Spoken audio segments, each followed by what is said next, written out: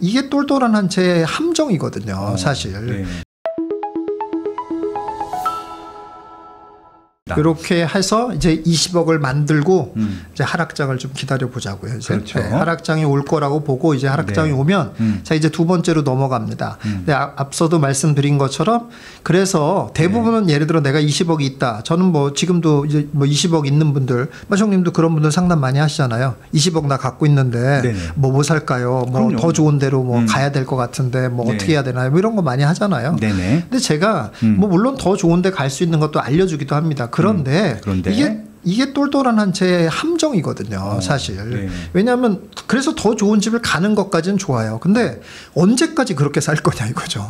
언제까지 내 재산을 50억, 70억, 100억 이렇게 계속 깔고 앉아 있는 거를 언제까지 늘리고 살 거냐. 그 돈은 도대체 언제 쓸 수 있냐는 거예요. 그렇잖아요. 우리가 영원히 사는 것도 아닌데 그렇게 내 집 깔고 앉아 있으면서 뭐 예를 들어서 거기서 뭐가 나온다면 뭐 쓸 수가 있지만 아니면 일부 조금이라도 팔아서 쓸 수 있다면 그렇지만 그렇지도 않으면은 내 삶은 어떻게 되냐는 그 보상은 누가 해주냐는 거야. 그래서 저는 그렇게 인생 살지 말아라. 저는 쓰면서 살아야 된다. 그렇기 때문에 쓸 수 있는 구조를 만들어야 된다. 그래서 20억쯤 갖고 있으면 이제는 쓸 수 있는 구조를 만들어야 되는데 그 구조 만드는 데도 한 10년 걸린다. 그래서 이제 그 구조를 이제부터 만드는 거예요. 그래서 그게 수익형 전세 레버리지 기법입니다.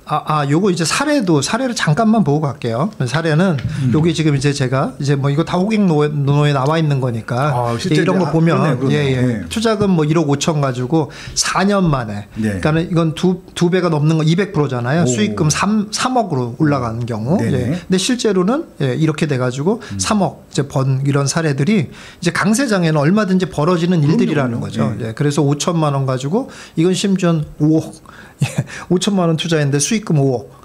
수익이 5억 벌어진 거. 봉천동에서도 5억 벌 수 있구나. 그럼요. 봉천동인데도 서울 봉천동인데도 이런 일이 4년 만에 10배를 버는 이런 일이 벌어졌어요. 전 저 아파트 존재도 몰랐어. 벽산부름이 봉천동에 있었구나. 이건 이제 제가 추천했던 거거든요. 역시 김 사부님. 그러니까 이분은 추천하시면 이 측에 담겨 있어. 블록에. 지금 구매하셔야 됩니다. 이거 그래서 우리 회원들이 조금 샀었던 그런 물건들인데 이것도 이렇게 5억이나 올랐던 이런 사례고요. 그리고 뭐 이거는 이제 대전인데 대전도 4천만 원 가지고 이제 한참 이제 이 그래프에서도 보시면 알겠지만 이게 완전히 붙어 있는 시간이 오래됐잖아요. 지방은 거의. 근데 이제 이게 이렇게 되면 끝까지 이렇게 될 거라고 생각하는데 강세장이 오면은 이게 확 이제 벌어지는 타이밍이 오거든요. 이제 그래서 그럴 때 이제 해서 이것도 4천만 원 했는데 6배 2억 4천만 원 벌어지는 그 4년 만에 이런 일들이 벌어졌고요. 그리고 뭐 이것도 뭐 서울이잖아요. 그렇죠. 서울인데 백년상 힐스테이트인데 이런 것도 4차까지 있는 그런 데인데 지금 1억 3천 가지고 또 3년 만에 4억 5천 이렇게 벌어진 이런 사례가 또 있었고 그리고 뭐 여기는 이제 수지도 제가 이제 많이 추천했었죠. 수지도 이제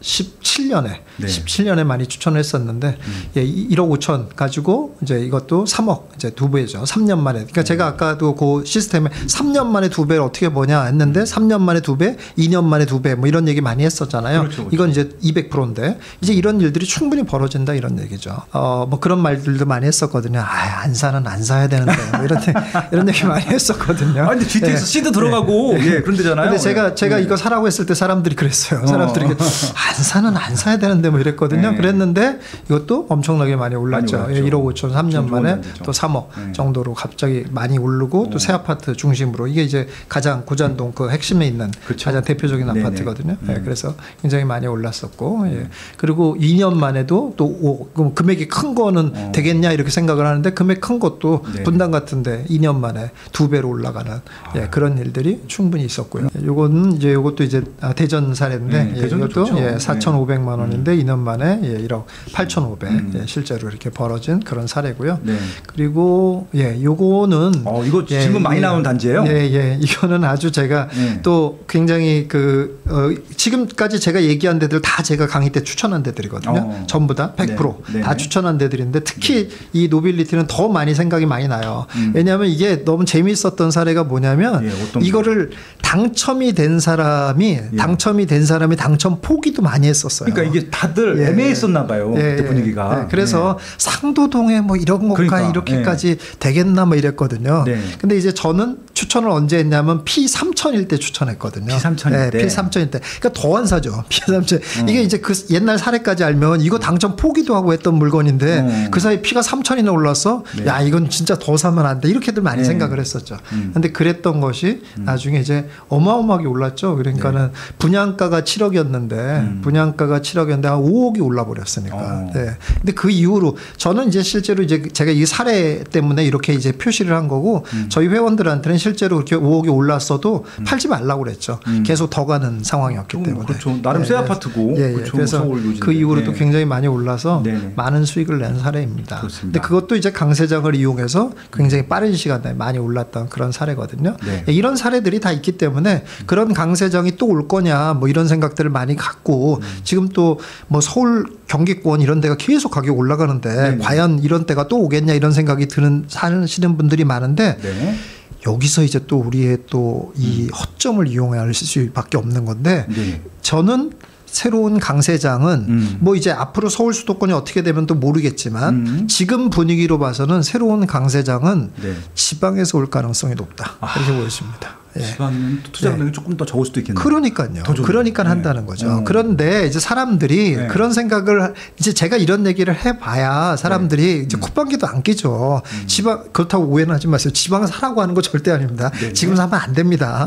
절대 안 되는 건데 그렇게 우리가 싫다고 하는 데서 일이 벌어진다 이런 얘기예요. 그렇죠. 아, 그런 데는 도저히 안 돼. 그러니까 아까 제가 농담처럼 얘기했지만 안산 같은 데도 서울인 지금 생각하면 야 그런 데를 왜 안 샀을까 이런 생각이 들지만 그때는 그 경기도 끝자락에 그거 올라가지도 않는데 그런데 그거 사도 될까 이랬단 말이죠. 근데 강세장 때는 그런 데들이 굉장히 일단 가격이 안 올랐으니까 굉장히 큰 수익을 내더라 이런 얘기죠. 그래서 이런 이제 사례들이 있고요. 요건 이제 넘어갈게요. 그래서 자 그다음에 이제 자 지금 두 번째로 넘어가겠습니다. 그러면 자 이런 식으로 되고 자 이제 수익형 전세 레버리지 기법에 대해서 이제 말씀드릴게요. 그래서 20억 내가 갖고 있다고 이제 가정하는 거예요. 이제 20억 정도 순자산으로 갖고 있으면 이제 어떻게 할 거냐를 할 건데 이제 원리를 먼저 설명을 하면 자 이렇습니다. 아파트가 만약에 10억이다 그러면 투자금 5억, 전세가 5억 이렇게 돼 있잖아요. 근데 전세가 오릅니다. 그렇죠? 그럼 전세가 6억이 되고 이렇게 되면은 어떻게 됩니까? 1억을 뭐라고 하죠? 이건 회수한 거잖아요. 그렇죠. 그냥. 이렇게 회수했죠. 그런데 이게 이제 계속 또 전세가 올라서 결국 전세가 10억이 되는 상황이 온단 말이죠. 투자금 그럼 그렇죠. 이런 투자금 전액 회수하는 거죠. 여기까지는 계산하는데 아무 문제가 없어요. 자 그런데 문제는 이제 요 다음에 일어나죠. 11억이 되면 어떻게 할 거냐 이거죠. 돈이 남네. 이거 어떻게 할 거야? 이건 1억은 어떻게 처리해야 되는 거예요? 이 1억은 이거는 회계상으로 어떻게 해야 되는 거예요? 남의 돈 그냥 갖고 있는 거죠 계속. 그런 거잖아요. 근데 저는 이 1억을 이제부터는 써도 된다 이런 얘기입니다. 1억을 쓰자 이런 얘기예요. 왜 쓰냐? 이거는 절대로 매매가는 이 이하로 떨어지는 일은 없다 이거죠. 전세가가 하한가다. 그러니까 전세가보다 무조건 높은 경우, 그러니까 전세가가 떨어지는 경우는 있어도 매매가가 전세가보다 역전되는 경우는 없으니까 그렇죠. 무조건 이 이상 되는 돈은 써도 되는 돈이다 이런 얘기예요. 단 쓸 때 어떻게 쓰냐면 1억을 다 쓸 수는 없고 양도세 40% 빼고 쓰자 이제. 빼자. 그러니까 이제부터는 비과세는 못 받아요 이제. 비과세는 못 받고 그렇게 계속 팔고 사고 할 수가 없어요. 왜냐 20억쯤 있으면은 그렇게 사고 팔고 하는 게 무거워져요 모든 게. 그렇죠. 무거우니까 그때부터는 이제 사고 팔고 하지 말고 갖고 가자 이런 얘기죠. 그리고 파는 것도 가끔씩 파는 거예요. 그래서 이런 좋은 것들 그리고 20억쯤 되면 좋은 부동산을 또 살 수가 있잖아요. 그러니까 좋은 부동산을 살 수 있으니까 그동안 그 부동산을 그냥 갖고 가는 게 뭐 강남 갖고 있었더니 계속 벌어지잖아요. 그렇죠. 그런 것처럼 갖고 가자 이거죠. 그래서 나오는 전세금의 40%는 양도세로 빼놓고 나머지 60%는 자 이거는 그냥 실컷 써라. 야, 이거 너무 합리적이고 너무 정말 좋은 방법이네요. 수익이다 이건. 그래서 마음 놓고 써도 된다. 해외 여행 가도 됩니까? 됩니다. 에르메스 사도 될까요? 에르메스 됩니다. 60% 범위 내에서 다 써도 돼. 에르메스까지 사지 뭐. 그래서 이렇게 이제 만드는 수준까지 이제 가야 되는데 이제 얼마까지 가야지 이런 수준이 되냐. 그래서 매달 1,200만 원씩 정도를 막 쓸 수 있는 수준이 되려면 어떻게 돼? 어떤 정도의 시스템을 만들어야 되는지를 이제 한번 그 이제 시뮬레이션 해줘볼게요. 심장이 쿵쾅거리네 이제. 야야야. 좋습니다. 근데 이제 요거의 이제 원리를 일단 좀 이해를 해보면은 이게 이제 10년간 전세가 상승률이거든요. 10년간 전세가 상승률인데 지금 보시면은 서울 83%, 경기 63%, 세종 같은데 100% 이렇게 됐단 말이에요. 그렇잖아요. 근데 이게 조금 더 디테일하게 들어가서 이렇게 보면은 보시면은 강남구 같은데 강남 송파 뭐 성남 같은데 보면 112%, 성남 82% 이렇잖아요. 이렇게 됐단 말이에요. 양천구 93%, 10년간 이렇단 말이에요. 그런데 이거는 그냥 평균이고 전세가의 평균이고 우리가 조금 투자성 있는 거를 본다고 그러면 실제로 그런 거의 전세가율은 더 높다는 거죠. 더 높다는 거예요. 만약에 신축을 샀는데 신축은 초반에 낮다가 더 많이 올라가겠죠. 그렇죠. 더 많이 올라가잖아요. 그러니까 사람들이 좀 더 선호하는 것 쪽으로 우리는 보는 거니까 그런 데들은 더 많이 올라간다는 거죠. 일단 우리는 4년에 2배쯤은 될 수 있는 투자성 있는 걸 찾는 거니까 그거의 전세가율은 이런 평균보다는 높다고 봐야 된다 이런 얘기죠. 알겠습니다. 그러면 우리는 평균을 어느 정도로 보냐? 이제 저는 이제 또 설명하겠습니다만은 저는 한 8.5% 정도로 연간 평균 상승률 8.5% 정도로 봐도 가능하다. 저는 이렇게 보거든요. 그럼 자 20억을 가지고 이제 분리를 합니다. 왜 그러냐면 이제 내 집을 좀 마련해야 될 때가 됐어요. 이제 그러니까 내 집 마련에 10억 씁니다. 10억 쓰는데 이때 이제 그게 1번이에요. 근데 10억 순전히 현금으로 쓰지 않잖아요. 대출 한 10억 얻어가지고 50% 얻어서 20억짜리를 삽니다. 10억 사고 나머지 이제 10억 가지고만 굴릴 거예요. 이제 10억 가지고는 투자 자산을 삽니다. 2번으로. 근데 이때 이제 현금 이제 10억 전세가 10억 해서 20억짜리를 또 사는 거예요. 똑같이. 근데 이제 알다시피 지금 비조정 같은 경우는 두 채까지는 취득세 제한이 없잖아요. 그것도 또 다 충분히 이용한 겁니다. 그래서 두 채까지는 이렇게 사서 이제 시작을 하는 거예요. 그러니까 내 집에 살면서 자 2번 이제 굴리기 시작하는 겁니다. 자 이제 2번 굴려볼게요. 이제 자 2번이 이제 10억 가지고 시작했잖아요. 전세가 4년이 지나게 되면 전세가 상승률을 연 8.5% 정도로 본다고 하면 34% 상승하잖아요. 4년에. 그럼 3억 4천 정도가 상승했을 거라고 보는 거예요. 이것도 이제 중간에 또 갱신권이라는 게 있잖아요. 그러니까는 일부러 이제 4년으로 본 거예요. 그렇다고 하더라도 갱신권에서 5%밖에 못 올린다고 하더라도 4년 되면 이제 확 올릴 수 있으니까. 그렇게 되면 전세가 상승분 3억 4천이 나온다 이거죠. 4년 만에. 그러고 4년 동안 이제 이때도 계속 저축은 해야 돼요. 저축은 해가지고 그럼 4년 저축하면 이제 1억을 저축할 거 아닙니까? 4년간 저축했으면 그럼 총 나에게 주어진 돈이 이제 4억 4천이라는 돈이 나옵니다. 자, 이 4억 4천을 가지고 뭘 할 거냐? 이제 이걸 가지고 투자를 하는데 뭐를 사냐면은 이제 요 4억 4천 가지고 입주권을 사는 거예요. 이제 왜냐하면 취득세 제한이 생기잖아요. 취득세 제한이 생기니까 아파트를 못 삽니다. 근데 입주권을 사는데 입주권은 4.6%로 동일하잖아요. 그래서 다주택자들에게 열려있는 유일한 길이에요. 4.6%로. 그래서 입주권을 삽니다. 근데 여기서 매우 중요한 걸 이제 제가 얘기해 드릴 건데 이 입주권의 개념을 입주권이 어떤 일이 벌어진다는 거를 사람들이 몰라요. 사실. 그러니까 제가 아까 전세가가 상승하면 그 돈 가지고 집을 사면 되는 거 아닌가 이런 생각을 했던 사람들이 있었는데 선구자들이 있었는데 근데 그렇게 사서 돈을 벌기도 했단 말이에요. 근데 그 사람들이 또 그렇게 할 수 있냐? 못해요. 왜냐? 그게 우연이 된 건지 이게 뭐 어떻게 어떤 그때에 딱 맞아서 그렇게 된 건지 이게 늘 되는 일인지 확인을 못하는 거예요.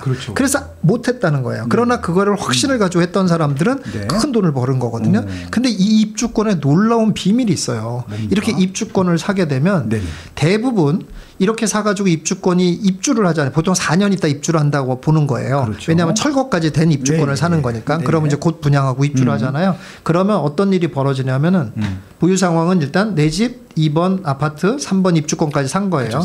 근데 이제 입주권이 나중에 어떻게 되냐면은 4억 4천을 가지고 3번을 샀잖아요. 입주권을. 회수를 하게 돼요. 4억 왜 이게 회수를 한다는 게 무슨 말이냐면 투자금을 이제 내가 4억 4천을 넣었잖아요. 그럼 입주하게 되면 대부분 우리가 알고 있는 대로 추가 분담금이라는 걸 대부분 냅니다. 그렇죠. 안 내는 경우가 없어요. 근데 추가 분담금이라는 걸 내는데 내가 들어가서 할 게 아니면 전세를 맞춥니다. 그렇죠.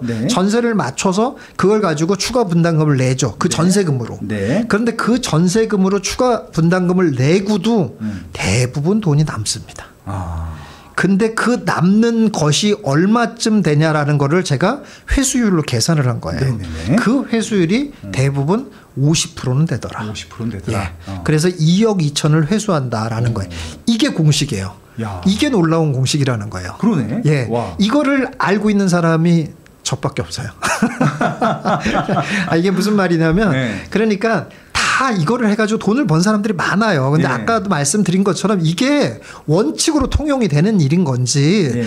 내가 어떻게 우연히 그렇게 된 건지 그리고 늘 이렇게 되는 걸 내가 기대할 수 있는 건지 이걸 모른다는 거예요. 근데 저는 무수히 많은 이런 시각을 가지고 무수히 많은 자료들을 보면서 봤더니만은 일정하게 이 정도는 된다라는 거예요. 대부분 예. 입주권 사는 데까지만 알려줘요. 그렇죠. 투자자들이. 예, 그 예, 이후로는 그렇죠. 그다음부터 그렇죠. 몰라. 모르죠. 맞아요. 돈을 버는 건 예. 아는데 예, 예. 거기까지만 우리가. 그렇죠. 예, 예. 그러니까 그게 이제 대부분 여기 이거 하면은 돈 버는 뭐 재개발입니다. 뭐 이런 얘기만 할 줄 알지 그거를 해가지고 어떻게 하는지는 모르는 몰라요. 거예요. 네, 맞아요. 그런데 이런 개념을 이제 제가 이제 얘기를 하는 거고 그렇게 되면은 근데 사실은 강세장 여태까지 해온 데서 재개발의 입주권은 한 70% 정도 회수율을 받아왔어요. 이거 너무 기가 막히네. 맞네요. 그런데 예. 제가 일부러 50%를 낮췄습니다. 네, 왜 그러냐면 그렇죠. 지금은 조금 더 옛날보다 사람들이 더 똑똑해져서 재개발도 입주권이 너무 가격이 낮아지질 않아요. 특히 좋은 데들은 낮아지질 않거든요. 그럼요.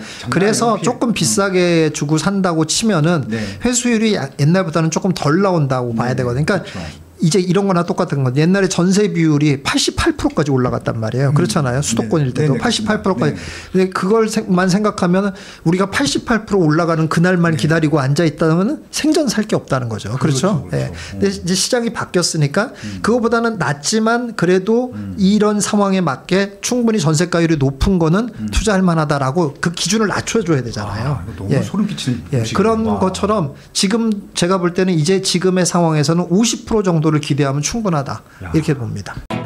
누구도 가르쳐 주지 않지만 꼭 해야 하는 일. 나에게 가장 가까이 있지만 멀게만 느껴지는 일. 남들보다 빠르게 시작하는 것이 유리한 일. 내가 하고 있는 일은 내 집 마련과 투자입니다. 교통망, 상가, 입지, 세금, 청약. 나는 이 모든 일을 스마트 튜브 경제 아카데미에서 시작하고 있습니다. 스마트 튜브 경제 아카데미.